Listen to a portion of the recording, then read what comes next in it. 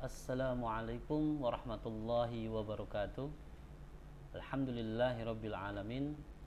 Wassalatu wassalamu ala asrofil anbiya'i wal mursalin wa ala alihi wa sahbihi ajma'in. Amma ba'du. Bersyukur pada Allah, pagi hari ini kita masih dalam keadaan sehat walafiat, sehingga kita bisa beraktivitas sebagaimana biasanya. Salawat dan salam senantiasa selalu tercurah pada Nabi kita Nabi Muhammad Sallallahu Alaihi Wasallam, pada seluruh keluarganya, para sahabatnya, dan insya Allah sampai kepada kita umat yang senantiasa istiqomah menjalankan segala sunnah dan perintahnya. Apa kabar anak-anak? Mudah-mudahan kalian dalam keadaan sehat ya. Dan video kali ini sebetulnya adalah harusnya diberikan lebih awal, tapi memang sudah direkam, tapi ternyata ada kesalahan teknis sehingga Bapak harus membuat yang baru. Ini adalah hanya sekedar sebagai pengantar bahwa surat Al-Infitor yang kalian telah serahkan tugasnya ini akan Bapak lebih jelaskan. Jadi untuk kelas 6 surat Al-Infitor ini kegiatannya adalah kalian membaca dan menghafal serta menyaksikan video penjelasan terkait materi pada channel YouTube. Nanti ini sudah Bapak rekam dan Bapak upload di YouTube, dan kalian tinggal lihat, tinggal like dan subscribe aja. Dan tanpa basa-basi lagi, kemudian untuk tugasnya kan sudah disetorkan hafalan melalui rekaman voice note, tapi ada juga yang mengirimkan lewat video, nggak apa-apa, tapi lebih baik pakai voice note aja karena lebih ringan dibanding harus mengirimkan pakai video ya. Baik anak-anak, kita akan tadarus di surat Al-Infitor. Kita ta'awuz bersama-sama. A'udzu billahi minasy syaithanir rajim. Bismillahirrahmanirrahim. Idza as-samaa'u fatarat wa idzal kawakibu tatharat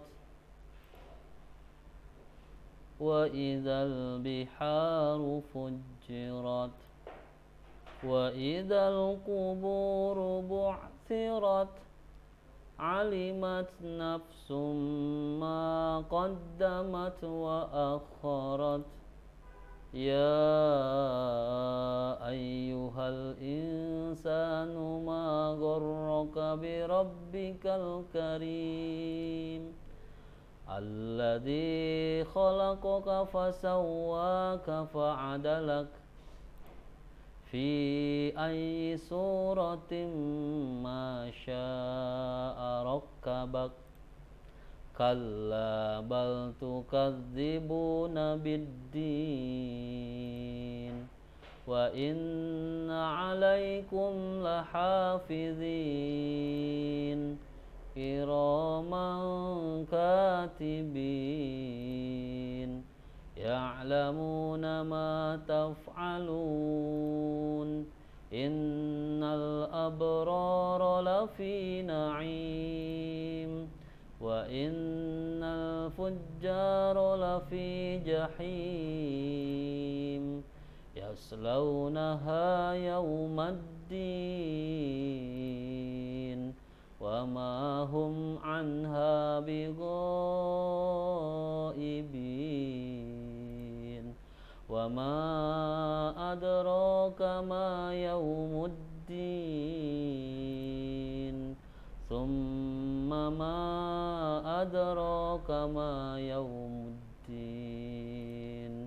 yawma la tamliku nafsun li nafsin syai'a wal amru yawma idzin lillah.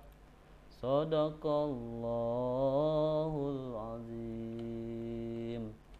Alhamdulillah, kita sama-sama telah membaca surat Al-Infitor ayat 1 sampai 19.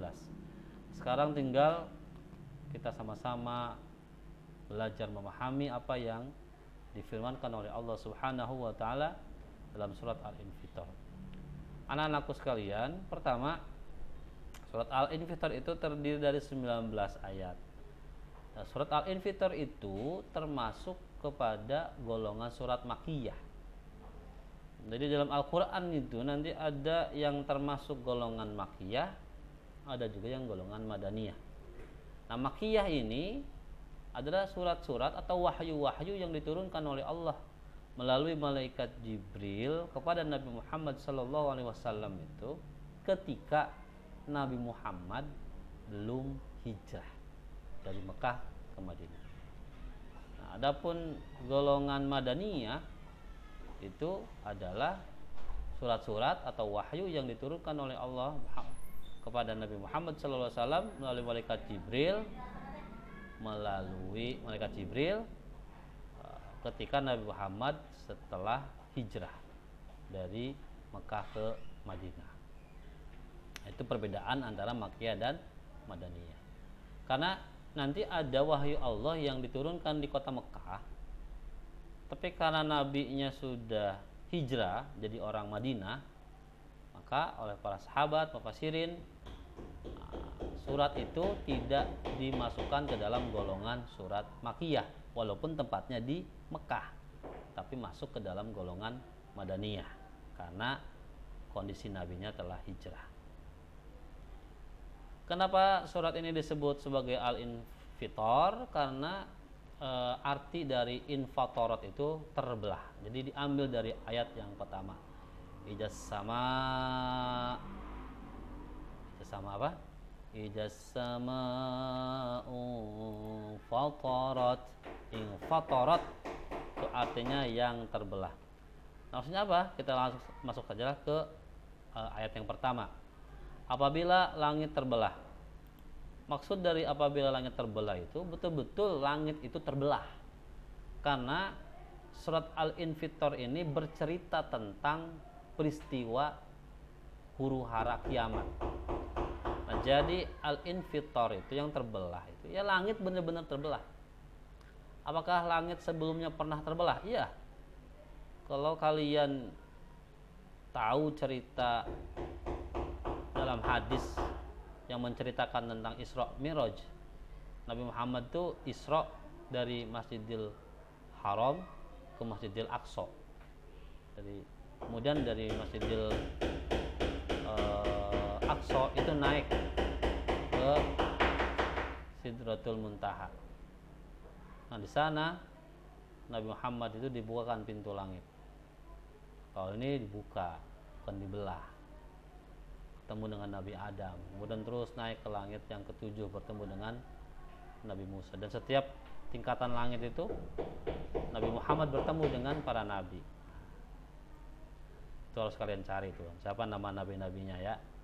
Di langit pertama Nabi Muhammad ketemu nabi siapa, di langit kedua Nabi Muhammad ketemu dengan nabi siapa. Terus Bapak tadi kasih tahu di awal, langit pertama ketemu Nabi Adam dengan siapa. Nah, langit ketujuh ketemu dengan Nabi Musa dengan siapa. Nah, langit terbelah ya terbelah, sebagaimana terbelahnya sesuatu yang biasa kita lihat dan terbelah. Lalu dan apabila bintang-bintang jatuh berserakan, ya bayangkan bintang itu bentuknya besarnya itu lebih besar daripada bumi kita. Bintang itu kelihatan kecil aja dari sini pas kita lihat. Tapi sebenarnya bintang itu lebih besar bentuknya, diameternya daripada bumi kita. Jadi bintang-bintang jatuh berserakan, udah mau banyak jatuh berserakan lagi. Udah kebayang tabrakan itu bintang bagaimana ngancurin apa saja. Dan apabila lautan menjadi meluap, jadi kiamat itu bukan hanya saja langit dibelah, bintang-bintang berserakan, berjatuhan, bertabrakan. Di buminya sendiri lautan itu meluap semua. Ini bukan cuma laut Selat Sunda, India, laut Cina, laut semua. Itu dia akan bergejolak, dia meluap. Maka itulah mengakibatkan kiamat itu sebagai peristiwa yang dahsyat. Sebab dari segala aspek, dari segala hal hancur. Kemudian ayat yang keempat, apabila kuburan-kuburan dibongkar. Jadi bukan maksudnya kuburan-kuburan itu dibongkar, tapi buminya bergoncang.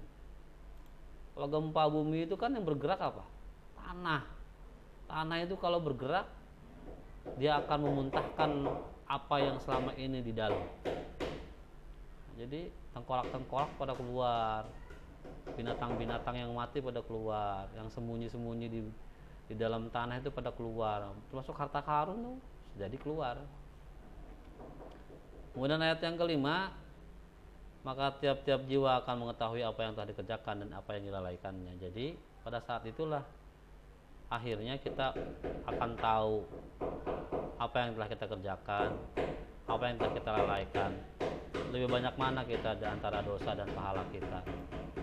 Ayat ke-6, kata Allah, ya ayyuhal insanu ma gharaka bi rabbikal karim.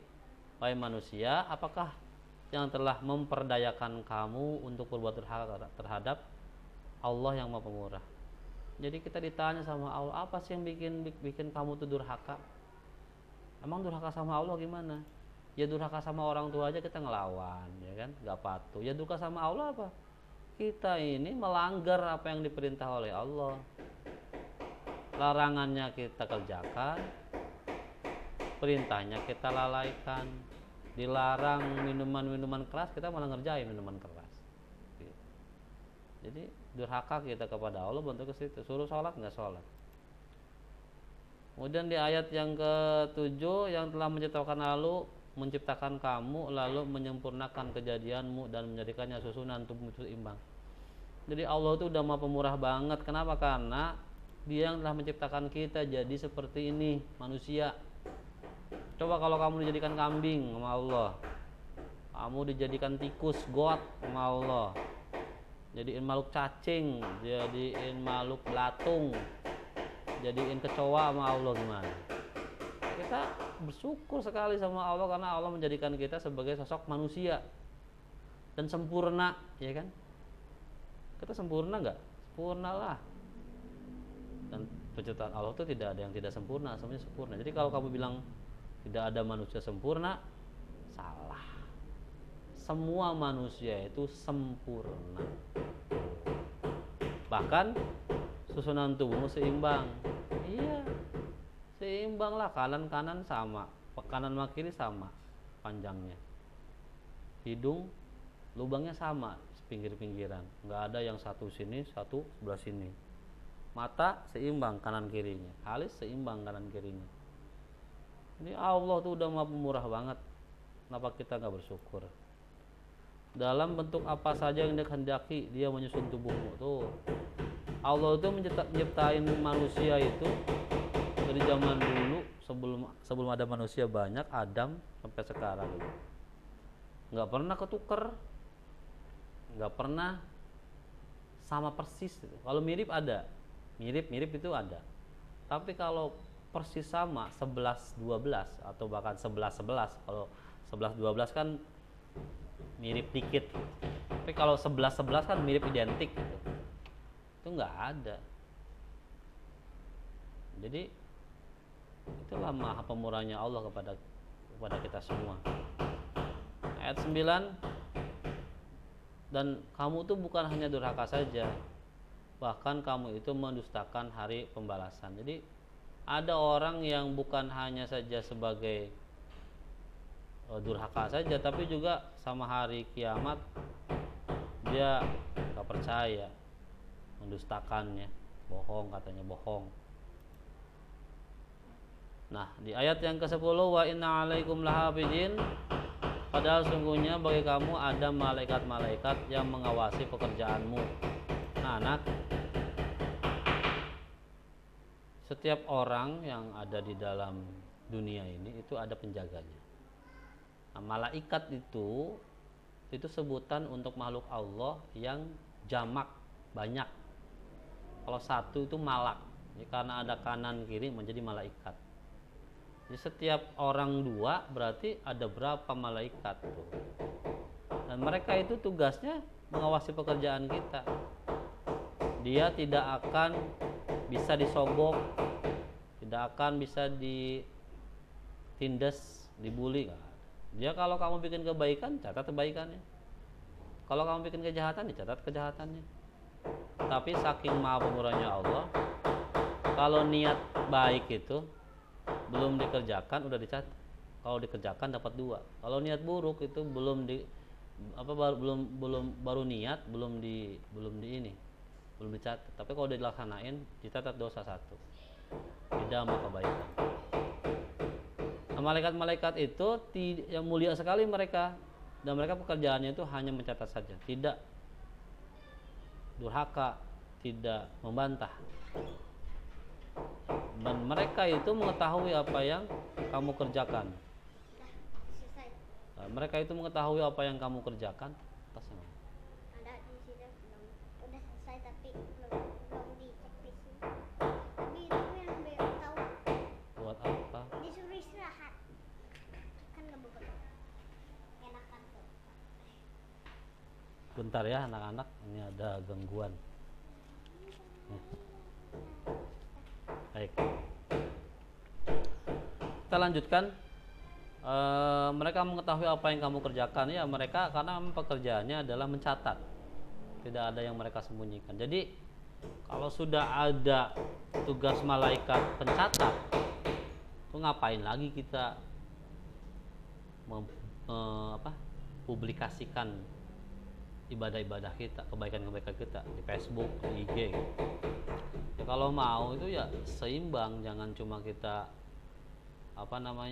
nulisnya kebaikan doang. Karena ada malaikat pencatat keburukan. Yang buruk-buruk juga publikasiin loh, catat di Facebook, di IG dan yang lain itu. Jadi tugas malaikatnya yang kamu ambil bukan cuma 1 doang, tapi 2-duanya. Lalu di ayat yang ke-13, sungguhnya orang-orang yang banyak berbakti benar-benar berada dalam surga yang penuh kenikmatan. Jadi kalau kita berbuat baik, nurut sama Allah, nggak durhaka, kita akan masuk surga. Dan di surga itu banyak kenikmatan. Dan orang-orang yang durhaka sama Allah, itu nanti mereka akan ada di dalam neraka.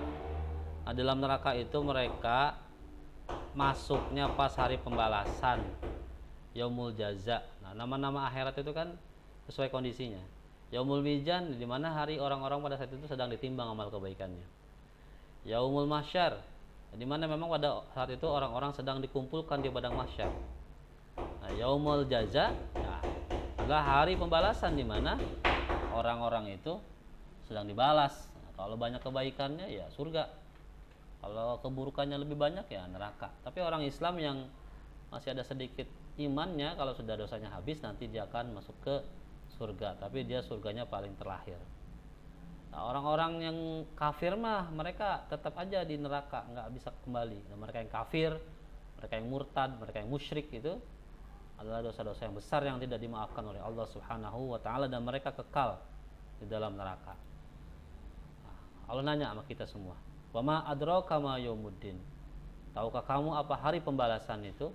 Tadi kan yaumul jaza itu pembalasan. Nah, tanya lagi apa 2 kali tegasin, kamu tahu nggak summa ma adraka ma yaumuddin? Sekali lagi, tahukah kamu apakah hari pembalasan itu? Allah jelaskan di ayat yang terakhir, yauma la tamliku nafsul li nafsin syai'a wal amru yauma idzin lillah, yaitu hari ketika seorang tidak berdaya sedikit pun untuk menolong orang lain, dan segala urusan pada hari itu dalam kekuasaan Allah Subhanahu wa taala. Dan tidak ada lagi itu orang yang bisa saling tolong menolong. Karena kamu di dunia dulu saya sering nolongin kamu, karena saya di akhirat nih mau ke neraka, dong tolongin sama kamu. Gak bisa.